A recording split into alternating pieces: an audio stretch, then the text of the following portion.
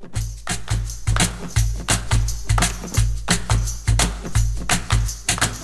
best place for sunrise. Just open up your door to breathe in the sunshine. Sing with us on the porch. Today is November 14th, 2015. Joining us on the porch are Gerri Millar, Steve Phillips, and Maxwell Wood. The best place for family. What are you waiting for? Where friendships run deeper. Come join us on the porch. So glad you're on the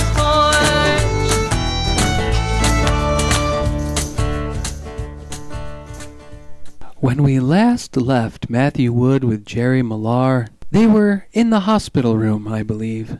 There was a song being sung at the side of a bed. The lights faded, and everyone was happy. And now Gerri's back on the porch, and when we last left you, there we were. Hospital, bedside, flowers, and an ice pack.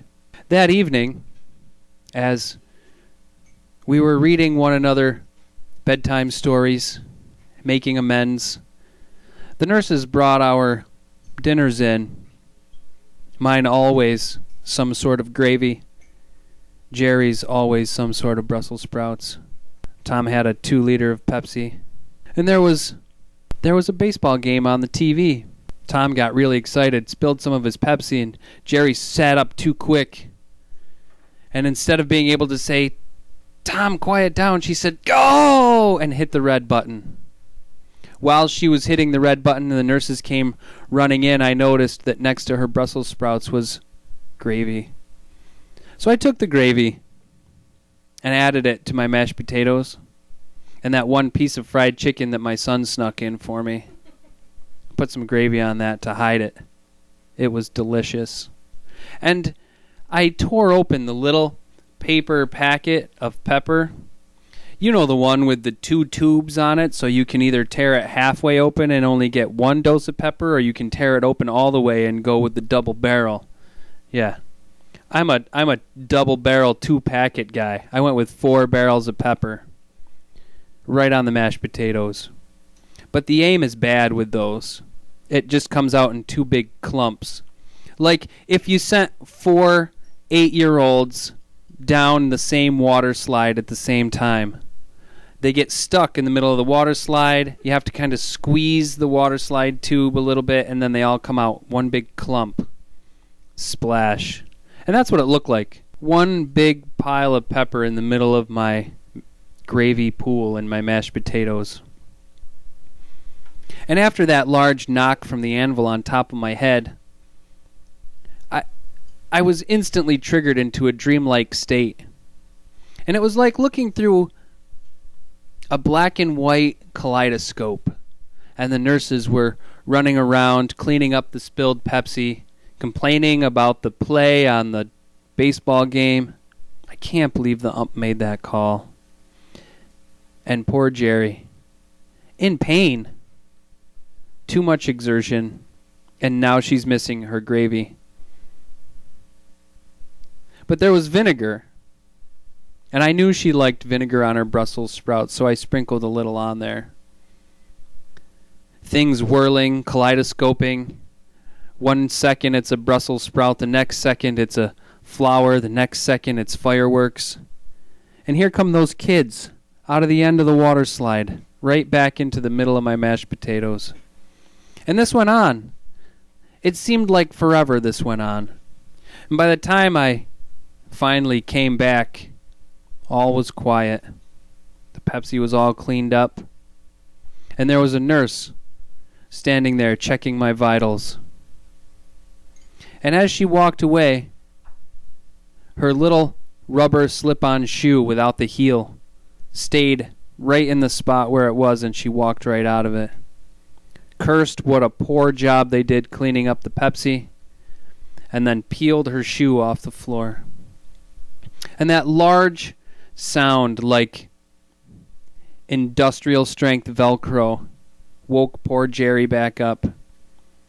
And I pulled myself out of bed and fed her small bits of Brussels sprouts with vinegar, not gravy. And the next morning, we were both discharged. Gerri went to Dunkin' Donuts, and I came home to do my chores. But we didn't end the relationship there. We've stayed in touch. We've all been good friends. And now she's back on the show.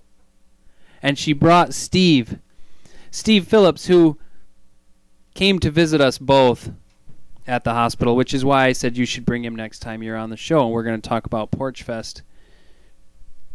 And Steve and I talked a lot about graphic design. We're both kind of into that, and he made the posters for the concert series, and I drew little stick figures on the sides of a Post-it note, and when you flip through the Post-it note, they do cartwheels and dive out of the end of the water slide into the big pool of mashed potatoes. And on the last page, it's just a big brown splotch that makes it look like a glob of mashed potatoes came flying up and hit the lens of a camera, and that's all you can see. That's my favorite part. And so I just kind of flip through it from time to time, and Steve makes posters, and I tell stories about kids falling out of water slides into pools of mashed potatoes. And this is what keeps this relationship happy. And so I'm super glad to have Gerri Millar back on the show. I'm glad that she brought Tom back with her, and there's no hard feelings here. They even drank our coffee. And Steve is here, and we're going to talk more about Porchfest, because Porchfest is expanding and growing, and we are super proud to be able to support that and talk about it here on the porch. We also have another guest today. I think this is the third time since we started on the porch that we're going to let Maxwell Wood out of the sound booth. We're going to let him out of the sound booth, and we're going to let him stand, not just in front of a microphone, but in front of the concert window camera as well. So if you're watching live, you're in for a treat. You get to see what he looks like. So we're just going to be chatting. And the reason I'm kind of dragging on here is because usually there's somebody standing at the microphone and I can say, "Hey, so-and-so, you're on the porch." And then they break out into some lovely song. But we're kind of without music this week. So I guess I'm going to have to say, Gerri and Steve, you're on the porch.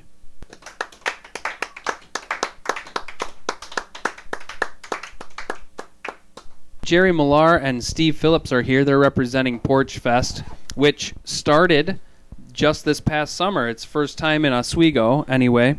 If I'm remembering the backstory a little bit, Gerri, you went to a similar event in Ithaca? In Ithaca, yes. 2 summers ago. Okay.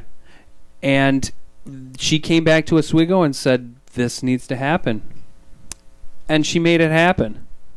And Steve, how long have you been working with the Porchfest crew?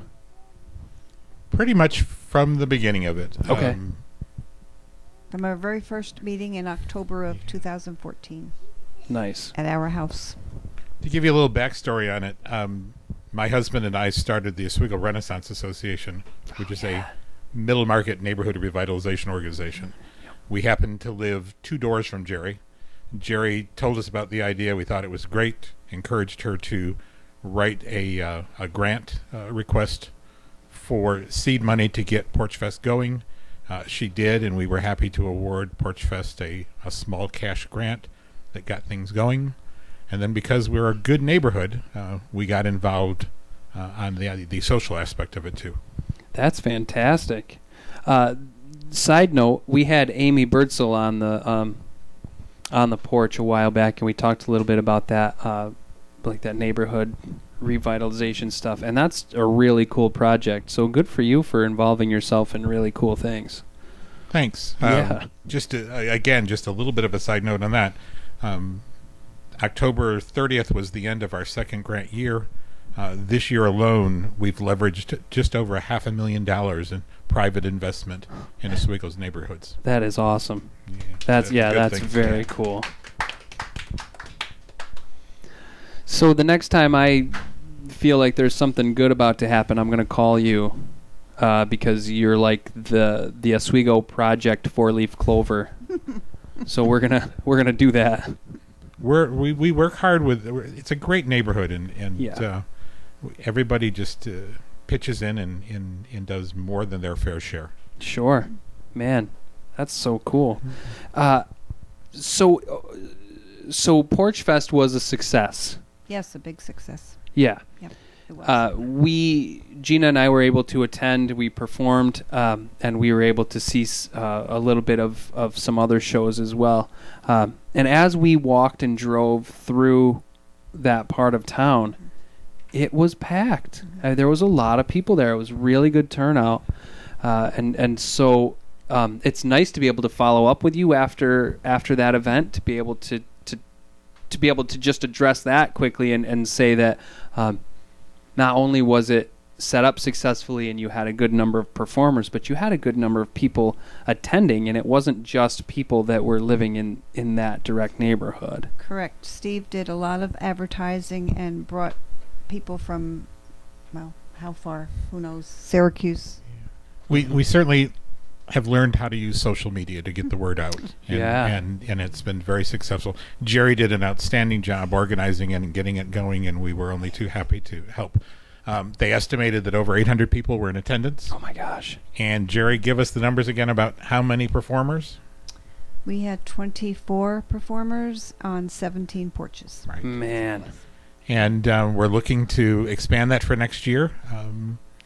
And we're looking to add a few amenities that, unfortunately, this year, being our first year, we didn't have. Simple things like porta potties and possibly some food vendors. Those things cost money. And, That's right. And this is an all-volunteer organization, other than the small grant that the ORA provides. So we came up with this idea of doing a concert series that would provide a paid gig for the performers, but it would also hopefully end up netting a profit that we could then use toward underwriting the costs of the porta potties and the food vendor and so on. If we bring in food vendors, we also have to then have insurance and all of those crazy things that you never think about that end up adding on to the expense of the event. Yeah. Great segue, by the way. This concert series is something that I'm really excited about, and I think I only know the basics. So Porch Fest is expanding, and you're starting the concert series over the winter. Is that correct? Yeah, that is correct. Right now, we are looking at doing 3 concerts. The first one will be coming up November 21st, which is a Saturday night, 7 p.m. at the American Foundry.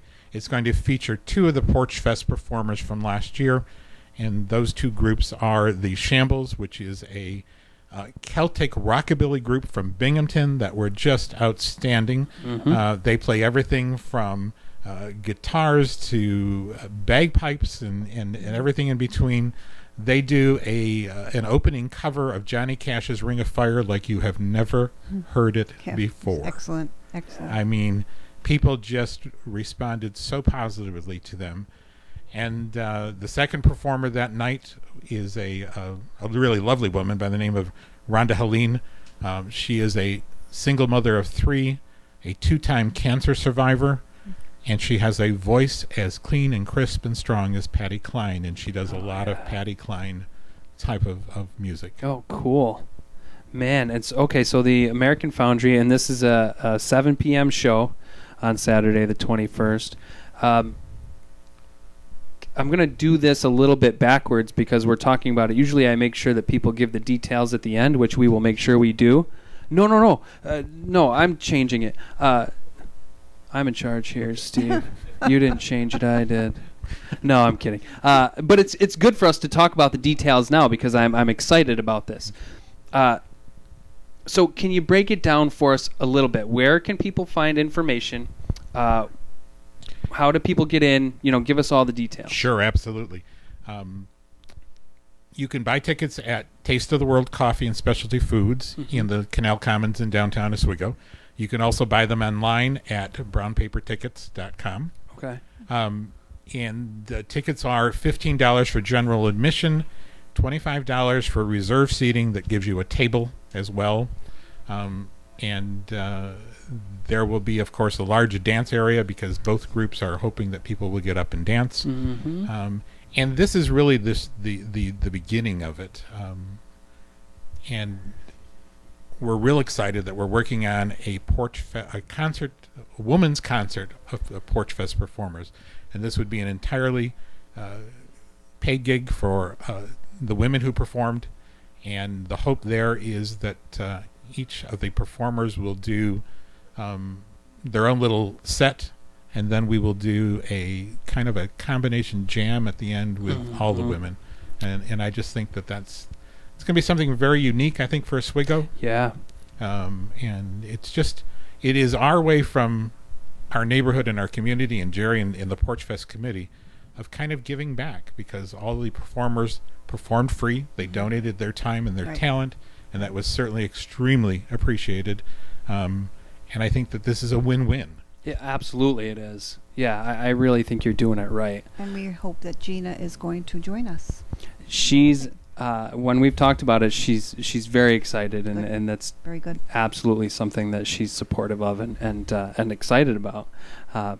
It's really fantastic, and one of the things that, as you know, on the Porch Radio Hour is kind of based around, the foundation of the show is supporting local people, supporting local things, and Porchfest is doing that, and doing it in very, I think, exciting ways and very specific ways too, which is nice. You're being very intentional about the things that you're doing.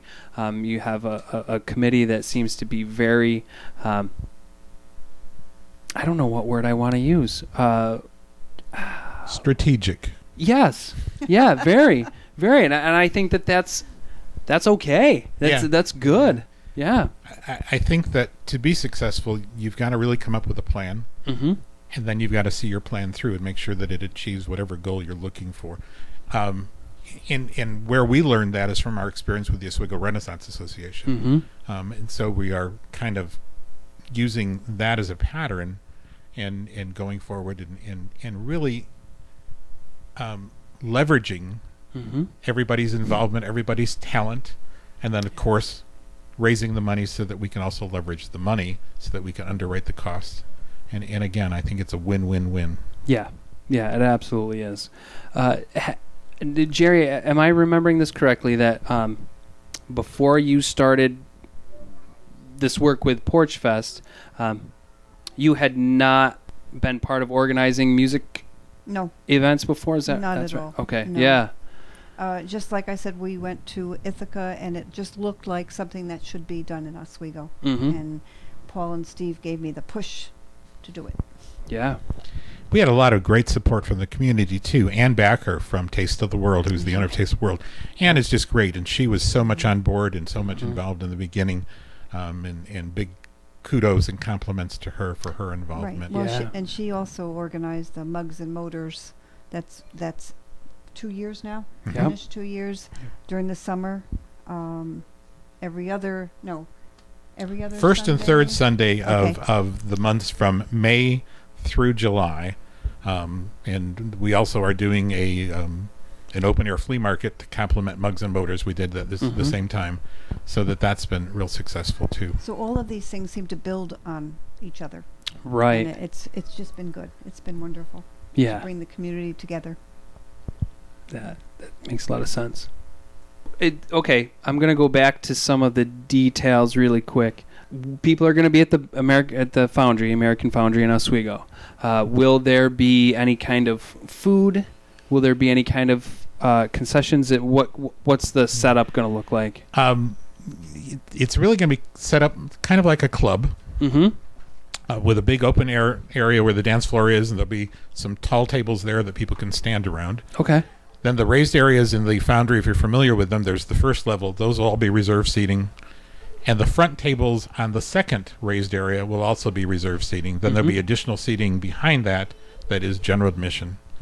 And there will be, the bar will be open, and so there will be alcohol available if anybody wants, or non-alcoholic beverages.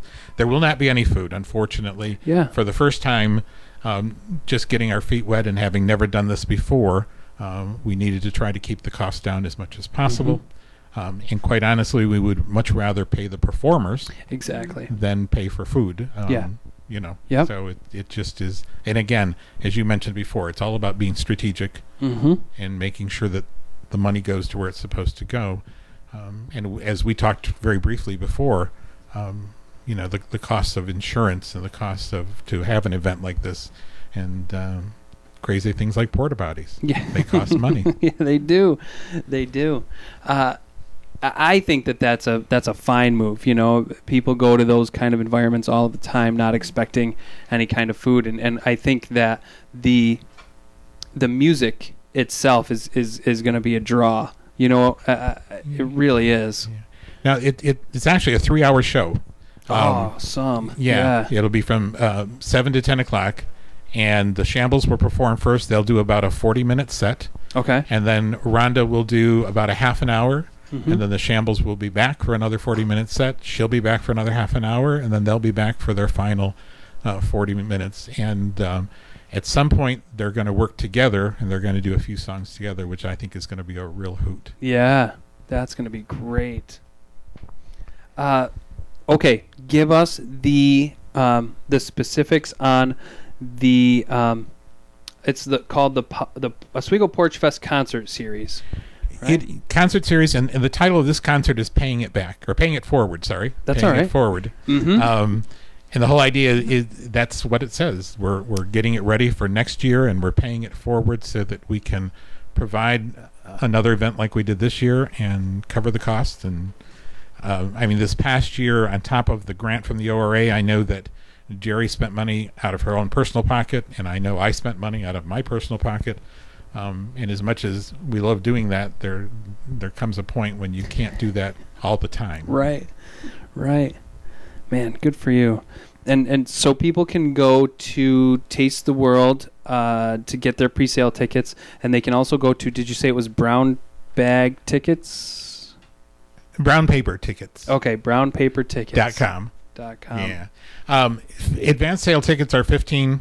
The night of are $20, so you really want to buy your tickets in advance and save $5. Right. Same thing with the reserve seating, $25 in advance, $30 the night of. Although I think reserve seating is more than half sold out already, so I think there won't be any reserve seating left the night of the concert. So it'll be just general admission. But to save the extra money, buy your tickets now. Go online, stop down at Taste of the World, see Ann, and we hope to see everybody there. Again, it's November 21st, 7 p.m. It starts at the American Foundry. And if you haven't had the opportunity, if you're on Facebook, look up the Shambles from Binghamton. And there's some video of their stuff. Or you can go to the Porchfest Facebook page or the Porchfest website.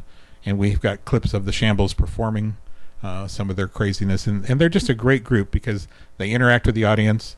They do a lot of comedy. They have a really good time doing it.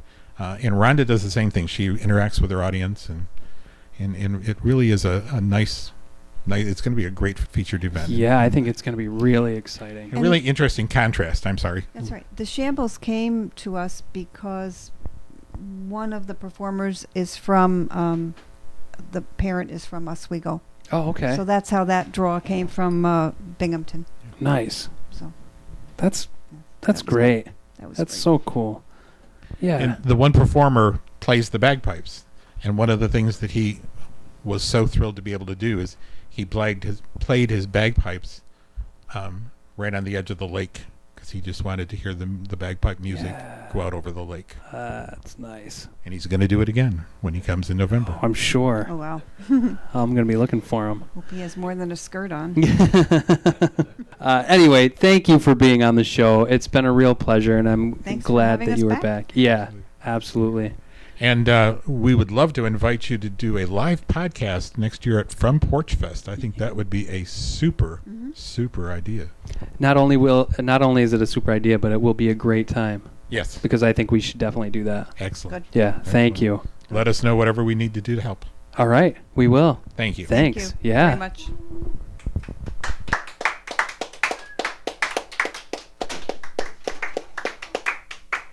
And now, a word from our sponsor.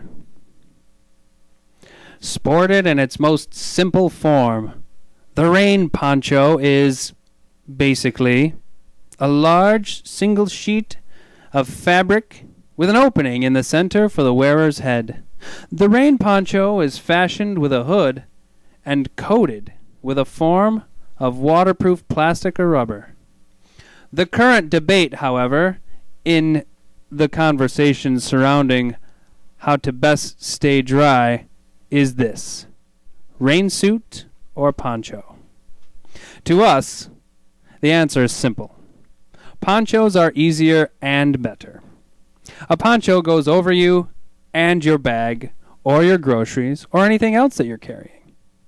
A poncho is one size fits all. They are machine washable and they are incredibly comfortable and fashionably attractive. Some ponchos fold up and fit in your pocket and are clear, so people can still see your good fashion sense. Go to a sporting event, and you not only keep yourself dry, but your hot dogs and your drinks stay dry as well. Rain ponchos are by far the smartest, driest, most fashionable choice in rain gear. Your spouse will agree the next time they climb under there. Wink, wink.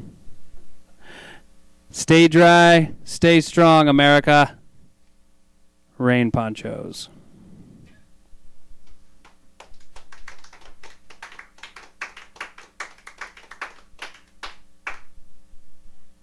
Here's what's happening in Central New York. The Oswego Music Hall offers an open mic hosted by Gina Holsapple on Friday, November 20th, and welcomes Karen Savoca and Peter Heisman to the national stage on Saturday, November 21st at 7:30 p.m.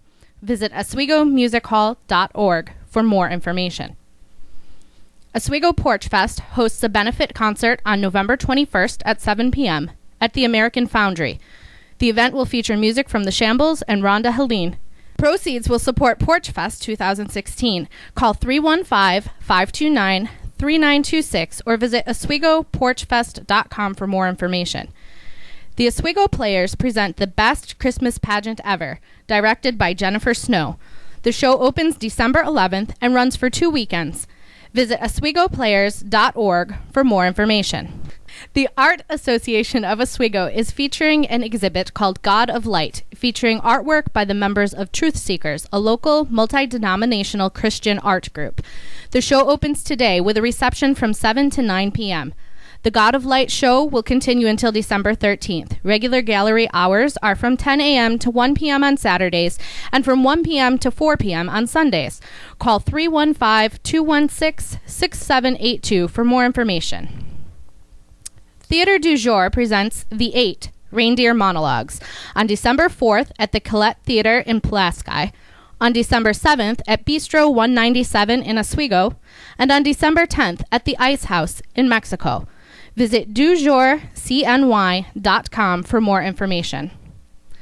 Gina Holsapple releases her 9th album at a CD release concert at the Oswego Music Hall on Friday, December 11th. The Colette Theatre hosts a special screening of National Lampoon's Christmas Vacation at 7 p.m. on November 28th, and will also be presenting a sensory-friendly screening of Inside Out on Friday, November 20th at 6 p.m. Sensory-friendly screenings are specifically designed for guests and families living with autism or other special needs. During these showings, the lights are turned up and the sound is turned down. Guests can get up, dance, walk around, shout, or sing. Visit ColetteTheatre.com or call 315-298-0007 for more information. Christmas in Mexico will be December 3rd through December 5th. There will be live music, vendors, a parade, and tree lighting.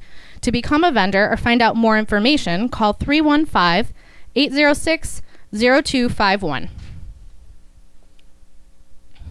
Friends of Oswego hosts Christmas Caroling and Jingle Jam on December 23rd at 6 p.m. Groups will meet at Taste the World and then split off to go to assigned locations.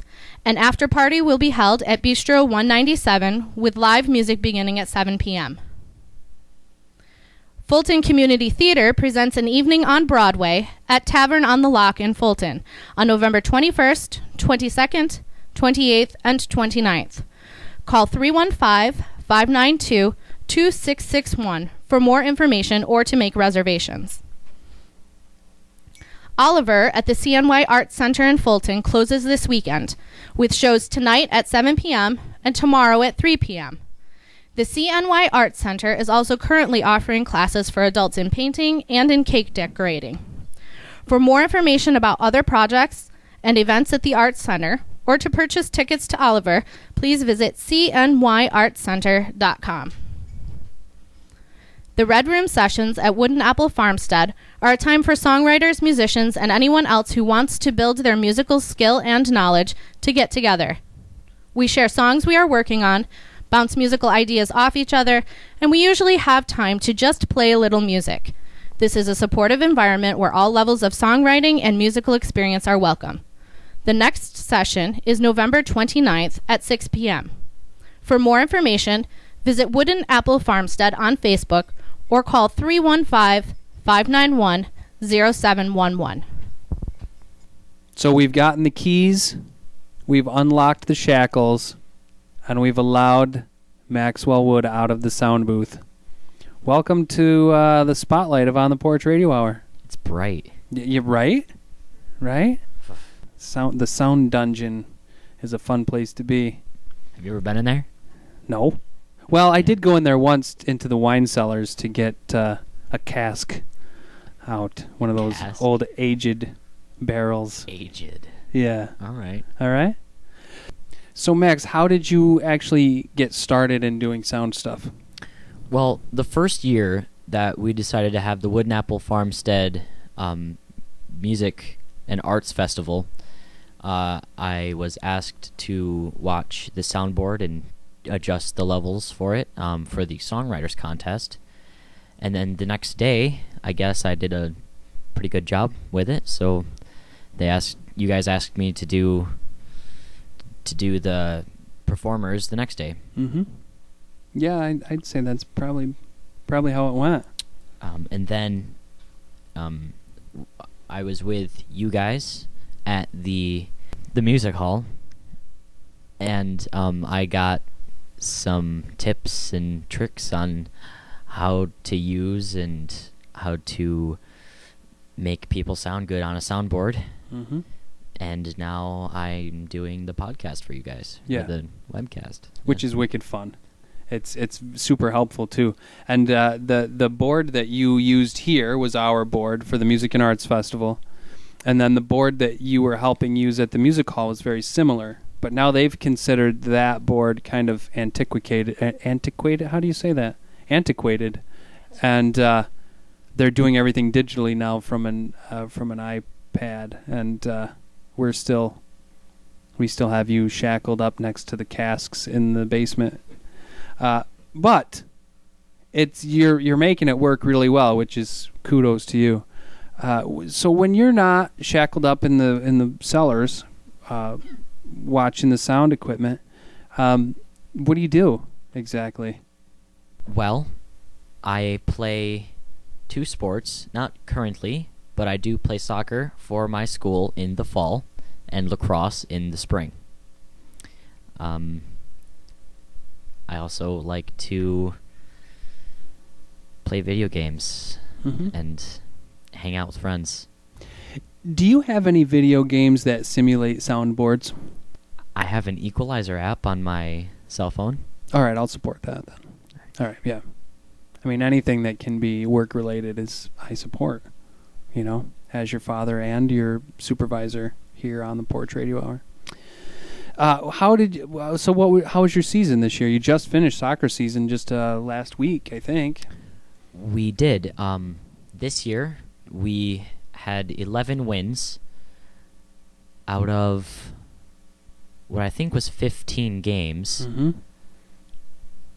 And at the end of the season, because of our really good record, the Kiwanis Club decided to invite our entire team to an end of the season banquet and we went there and we were presented with certificates for being on the team, and the Kiwanis Club presented us with special T-shirts. Nice. That's cool. And you guys got to eat well, Yeah, right? You were at the Lock. we were at the Tavern on the Lock, Mhm. and they had some delicious ziti and various types of pizza. Yeah.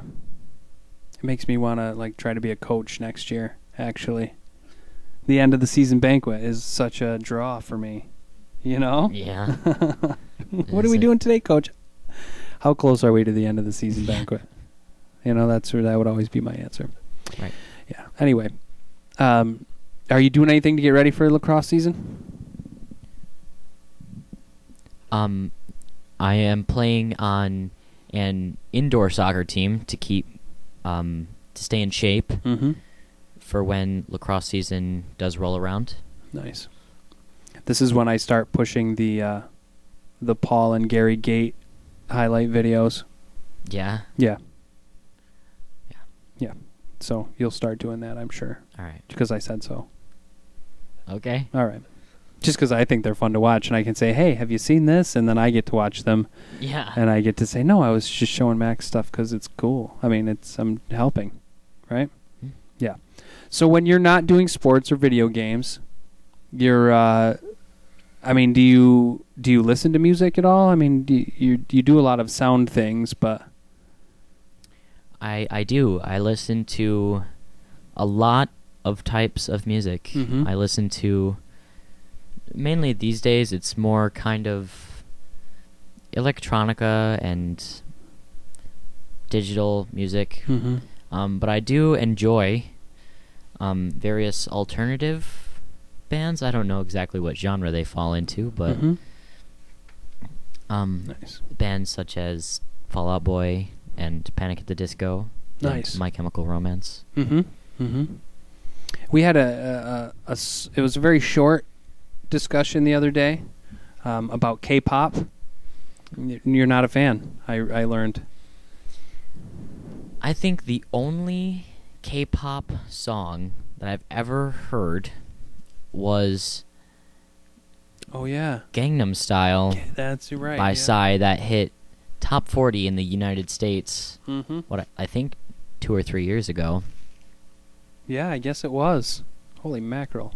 Yeah, and the 2 or 3 SpongeBob years movie ago. came Yeah. out in 2004. Mm-hmm. Wow. Wow, indeed. So no K-pop. That's cool. That's cool. Yeah, no, and probably up there with K-pop is sad. Well, I mean, sadly for you, but not really for me. I am not a big fan of country either. Yeah. Yeah, but some of your friends are. So while we were building catapults the other day, we got to strong arm you. It was Yeah. 2-1. We're listening to old country. Mm-hmm. Yeah. That was fun. Some of those old country songs aren't bad. Not bad. They're not bad. Not bad. They're no Gangnam Style, but they're not bad. Right. Right. What I would like for you to do, because we haven't talked about it yet, Mhm. but I would like for you to unmute your guitar and just you don't have to play whole songs, but give us like a would you be willing to give us a what's it called? I'm totally blanking on words today. This does not help interview Is it process a at all. tutorial? A medley. Medley. Give us a little bass medley. Okay. Yeah, like some, because you play some pretty cool licks, and I think it's a ton of fun. Okay. You definitely can do things on your bass that I am not doing on mine. All right, I'll So- give it a shot. Yeah. So while Max is picking up his bass and unmuting it and whatnot, I'm going to tell you really quick that Gina and I were in the recording studio just a few days ago, recording the last song for the album. So there's going to be an album next month, and we're going to be promoting that. We're going to have a CD release party that I think is going to be at the Music Hall, December 11th. We're going to be doing that. So we'll be there performing. But the other night, Gina was kind of playing out the beginning of this song. We were sitting there with Brett Hoban, who's our recording artist, and he we were kind of figuring it out, and he's like, "You've got a bass line for this?" I said, "Yeah," and I was describing it to him, and he was standing there, and of course he's always very thoughtful and trying to figure it out, and I looked over on his wall, and he has an 8-string bass guitar. And for those of you that aren't that don't know about these things, there's most like the guitars that you see people playing are 6 strings. And then there's a 12-string guitar, and how that's strung is that it's the regular 6 strings, and then it has strings paired up with each of those strings that are the octave. So you've got 2 strings for every note, and you play both strings when you play it. And that's how a bass guitar is set up, is 4 strings, and then to have an 8-string bass guitar is set up with the string and the octave, so you play 2 strings at once. And I said, I think that 8-string is a really good sound for this song, and Brett took it off the wall and said, let's try it. And 1 take.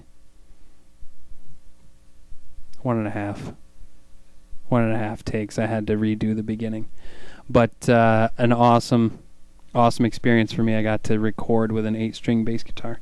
Anyway, Max is all set up now, and that's enough about me for now. And I know I just kind of put you on the spot, so just throw it together. Just be that guy. All right. The transitions don't need to be good. Just play a couple notes in the background while you go into it. We're going to stretch you a little bit here, but that's what On the Porch Radio Hour is for. Oh, we should get some pictures too. Making sure that's good. Making sure that's fresh. Attaboy. Oh, okay.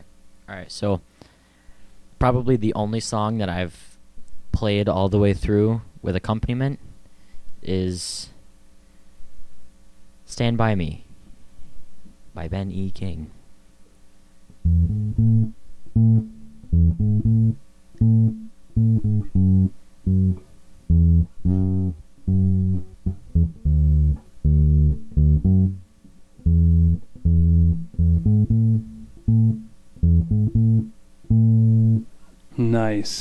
Nice.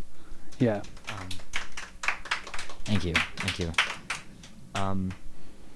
Another song that I know the bass line to is Seven Nation Army. Awesome. White Stripes. Is that White Stripes? By the White Stripes. Yeah.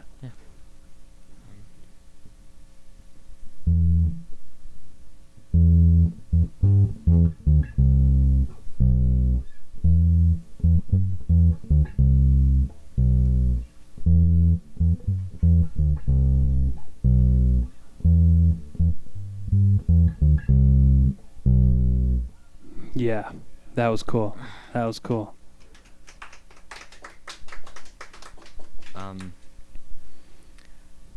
This next one is Another One Bites the Dust. Yeah, by Queen. By Matthew's favorite, Queen. I still am kind of a big Queen fan. It's true.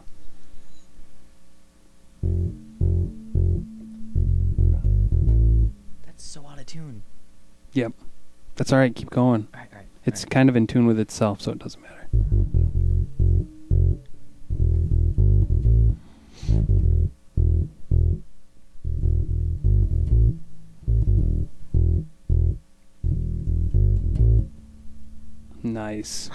Nice. Yeah.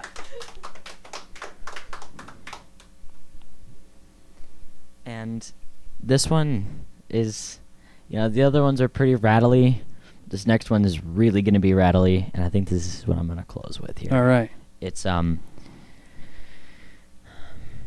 don't know if it's the official bass line, but it's like the bass line to the melody of a song by My Chemical Romance called Na Na Na Na. Na Na Na Na. Oh, okay. That's what happens when you can't name a song. It just... Well, the lyrics are na na na na. Oh, okay. Na, na, na, na, na, na. Yeah. All right. All right. Let's see if we can get this. Mm-hmm.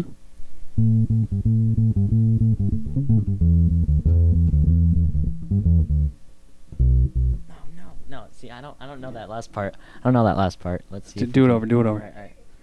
Yeah, it was.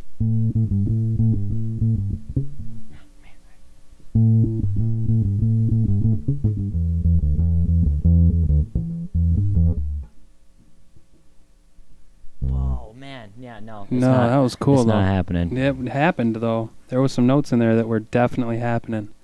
Thanks, Well. man. Yeah. Yeah. I mean, this is what happens when you let the sound man out. Yep. We let the sound guy out of the booth. Yeah, that's pretty cool. And I don't do that with my bass. So it's a different sound. I'm learning, though. You're learning me pretty good. So Max Wood, do you have anything planned for the near future other than lacrosse and sound boothing?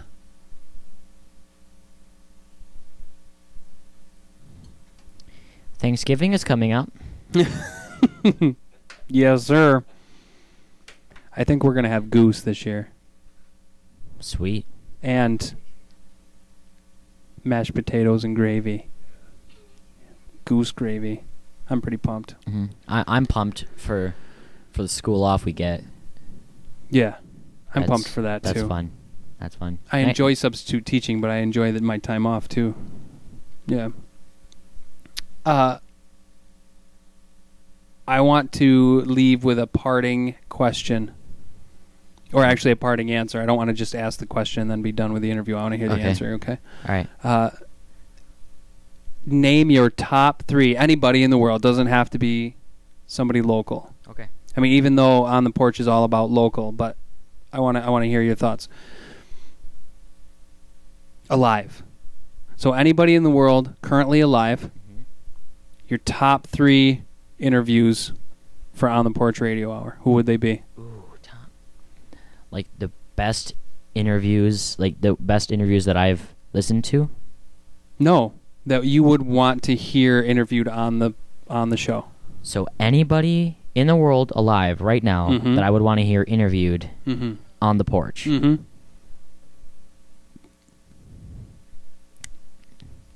All right. So this isn't in any particular order. Okay. It's just 3 people that I would want to hear interviewed here. Mm-hmm. And I think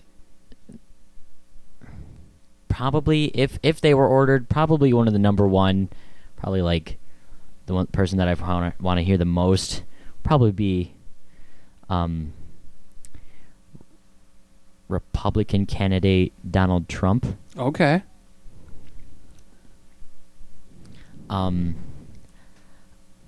Number 2, or the second person that comes to mind, would probably be famous soccer player Abedi Pele. Mm-hmm. And number 3, I would probably want. All right. Number. Oh my God. Do you know? All right. I didn't want to do this, but I'm gonna have to go with another soccer player. Mm-hmm. I would want my favorite soccer player who plays for my favorite soccer team, Mm-hmm. which is Manchester United Mm-hmm. of the Barclays Premier League. I would want their striker Wayne Rooney on the show. Rooney. From England. From England, yeah. Wow. Cool. Yeah, so Interesting. those are my 3 people. Yeah. That's good insight for me because this isn't good insight. I knew this would happen. I knew that I was putting you on the spot, but you wouldn't just throw 3 names out. Right? Like you actually thought about it, Mm-hmm. which I knew would happen, and that's what I wanted to happen. But I thought that 2 of your choices would be Cristiano Ronaldo. And I I wanted thought you were to going to go in name that him. direction, Yeah. but I don't know. The other 2 soccer choices were good, though. See, Rooney the and thing is, Pele. though, like Mhm. if I choose Ronaldo, then another one has to be Messi. Right. So then that only leaves me with, Donald Trump. Right. Not that I don't want him on the show. That would be amazing. It would be good for the public speaking part of it anyway. Yeah. I mean, if we wanted to get publicity, have the Trump on. I thought you might say the dudes from Good Mythical Morning, too. They would be fun to interview. They would be fun. Sweet. Well, you've been fun to interview.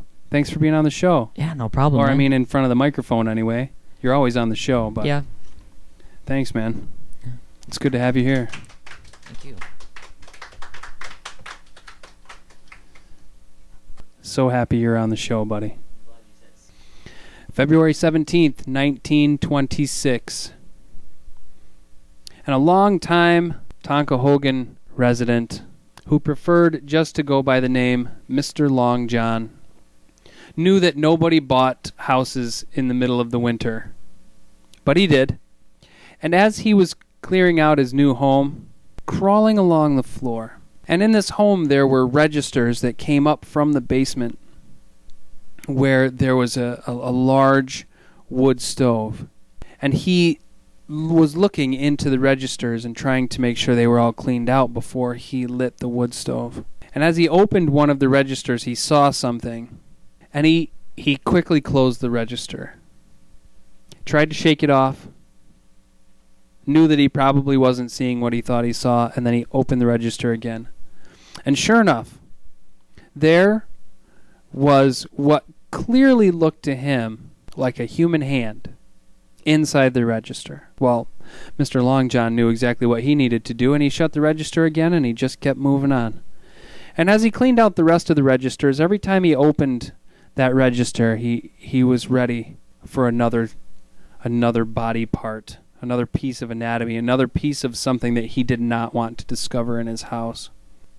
And as he thought about it longer and longer, he knew that not only should he have not bought this house in the winter, but he should not have bought this house from the people that used to live there, because they were always associated with some sort of crime, some sort of organized, underground, illegal activity. He got all the registers cleaned out. There was nothing else there but that one closed register, and he knew that if what he was seeing was really a human hand, that there was probably more human attached to it, and that it would probably be plugging the register. And he could just leave it closed, and he could just go light his fire, knowing that that all of the heat and everything else would flow through the register, but he couldn't take the chance. He tied one of his handkerchiefs around his face, opened the register, and peered down inside. And to his relief, it was not a human hand, but a glove. A glove that was definitely in the shape of the human hand. It wasn't flat, like if you were to take your gloves off and lay them down on the table, or even drop one on a floor, or even drop one down a register. But there it was, looking like an actual human hand. And as he pulled the glove out, it definitely felt like there was a human hand inside. So he walked over to his kitchen table, pushed several of the wooden crates that he had packed some of his belongings in to the side, and shook the glove. And of course nothing happened except for dust. Mr. Long John grabbed his closest pair of shears and carefully, meticulously cut the glove off. And what he found inside was, again, to his relief, not an actual human hand, but something different. Obviously it was different, but it was different than anything he thought he was going to find in there. But it was a very carefully wrapped pair of small bottles. And the necks of these bottles went up into the two middle fingers of the glove. And the rest of the glove had been stuffed with what looked like pieces of an old shirt. And the pieces of old shirt were wrapped around the bottles and stuffed inside the fingers and looking like it was a hand inside of a glove. And he peeled layer upon layer of the thin shirt material off of these bottles to find very beautiful amber copper colored liquid inside these bottles. And when he uncorked the bottles, he knew right away that it was some form of home distilled alcohol. And being Prohibition, he didn't think that it was a good idea to have these on display or to tell people that he had found these bottles of liquor in his register. But it made him think, too, knowing the history, or at least the rumored history, of the family that owned this house before he bought it, and then finding these bottles inside his register, it made him think, what else could be in the house? So as he did repairs and removed pieces of crumbled wall or broken wall, he would peer inside. Never found anything of real interest. Until one day, he was up in the attic, and there was a chest in the corner, and having found what he thought was at first a human hand in the register, he was a little nervous about opening the chest. But when he opened the chest, he found a tattered old teddy bear, a stuffed bear, who had obviously had its button eyes sewn and resewn and resewn. And up the back of this bear, there was a long cut that went from the base of the head of the bear all the way down to where its legs came together and met the body. And that too looked like it had been opened and stitched and opened and stitched. And currently it was open. The cut was not stitched closed, and he carefully peeled apart the pieces to find an empty, very padded and packed cavity of this bear, where there was another bottle with the same amber copper colored liquid in it. And he pulled out all of the papers, started reading through them, and it was a journal of a very young girl. He could tell that she was very young because of the handwriting, but she also, on some of the pages, wrote age 7. Her name was Anne. And she told stories of how she would take her stuffed animals and her dolls for walks, and her parents would place them all inside her wagon and tell her that she could go for her walk, but she had to follow a certain route, and along the certain route there were houses that she had to stop at, and she would stop at the house and she would knock on the door, and nobody would ever say anything. They would just look down, pull out one of the stuffed animals or the dolls, and replace it with a different stuffed animal or doll. And then she would walk along her route until she had been to all of the places she was supposed to go. And her parents would give her a little bit of money, and she would stop at the hardware store or at the general store, and she would get some penny candy or a drink, and she would then eat or drink her treat on the way back home. And she did this on at least a weekly basis, and some weeks she did it on a daily basis. And all of these accounts, all of these records of this young girl named Anne were showing that she was illegally transporting all of this liquor from house to house. And what was happening was her parents would, and the people they were working with would create this liquor. They would distill the liquor, and they would bottle it, and they would cork it, and then they would sew it inside these stuffed animals and dolls. And then Anne would unknowingly, at the beginning unknowingly, eventually she started to put it together herself, but she was delivering the alcohol. And what would happen is she would show up at the house, and the people would take the new alcohol, and they would then put the old alcohol along with money stuffed inside that stuffed animal or doll back into the wagon and send her back. And she did this for a long time. So Mr. Long John thought many things, but he wondered if he had ever had a daughter, would he be able to do that?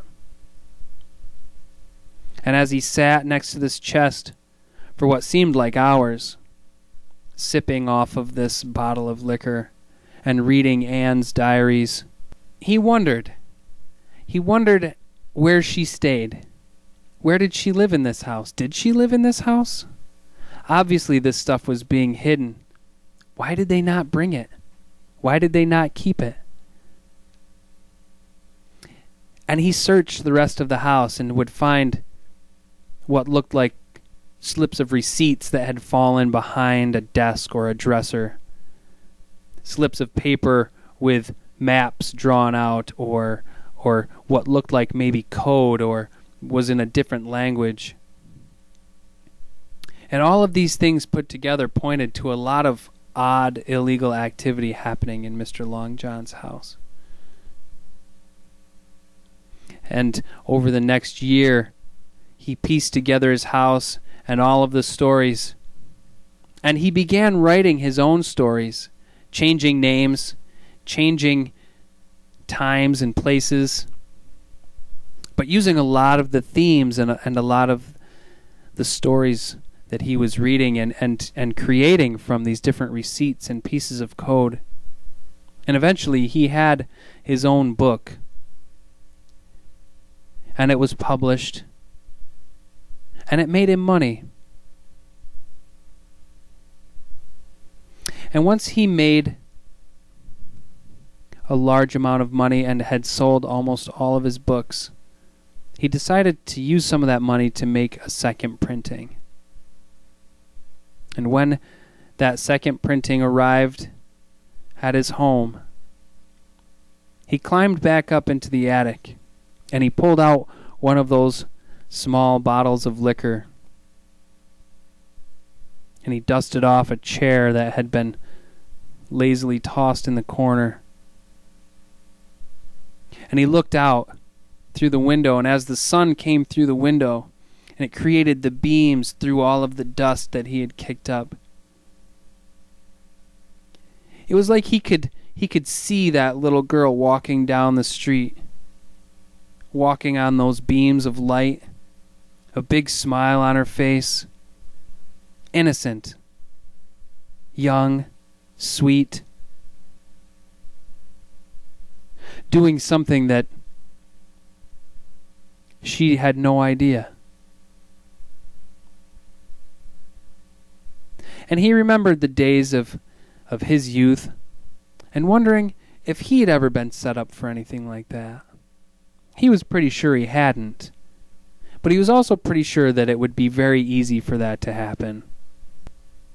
He had this great idea as he was opening up a second bottle of this small liquor, and he cut all of the pages out of one of his new books.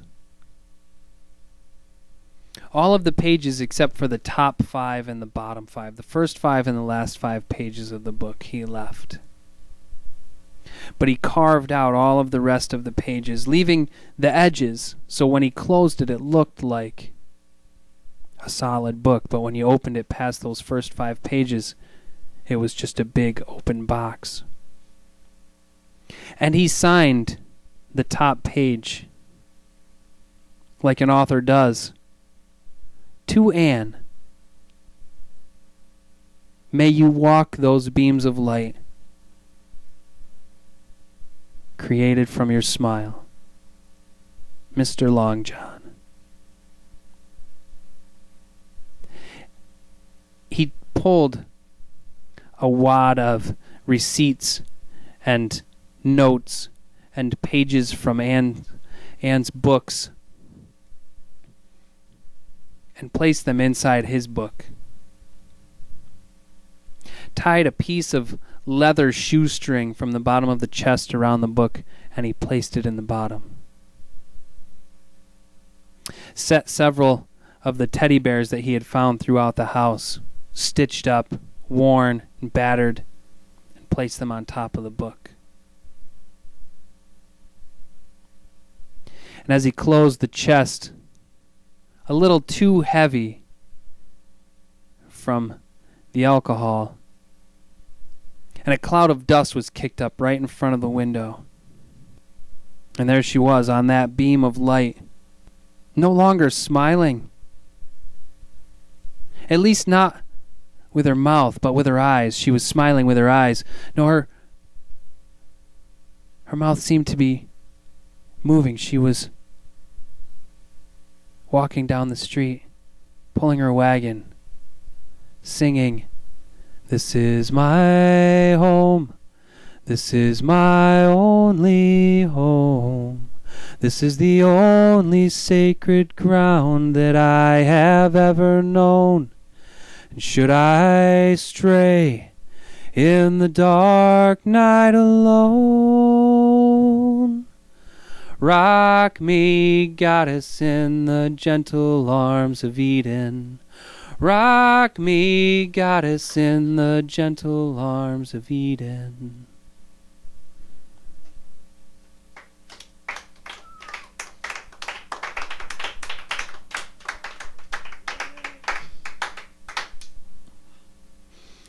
And here we are at the end of another episode of On the Porch Radio Hour. But have no fear, my friends, because we're going to be back next week, and we're going to be big, we're going to be strong, and we're going to have Adam Schmidtman doing a Broadway spectacular show with Gina Holsopple. They'll be singing some more of all of our favorite Broadway tunes. And man, am I looking forward to that. I want to thank Gerri and Steve, and of course Tom was here too, for being on the show and doing the incredible things that they're doing in Oswego and bringing music to everybody and bringing people together and creating community in all sorts of ways. And I want to thank everybody on Concert Window for being part of our community and everybody that listens on our website. Just click on the Watch and Listen tab at www.ontheporch.weebly.com and enjoy. And until you hear the lovely tunes of my voice again, peace to your journey.